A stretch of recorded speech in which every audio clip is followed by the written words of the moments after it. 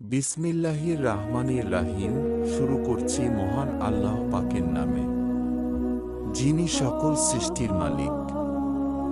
আবু সাইদ খুদরি রাদিয়াল্লাহু আনহু হতে বর্ণিত, নবী কারীম বলেছেন, বনী ইসরায়েলের মাঝে এমন এক ব্যক্তি ছিল যে ৯৯টি মানুষ হত্যা করেছিল।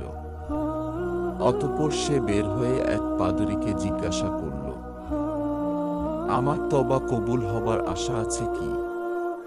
পাদরী বলল, না, ৯৯টি মানুষ হত্যা করে তওবা কবুল হতে পারে না। তখন সে পাদরীকেও হত্যা করল।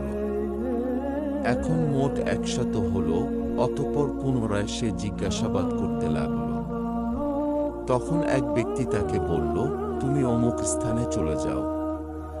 সে রওয়ানা হল এবং পথিমধ্যে তার মৃত্যু এসে গেল। সে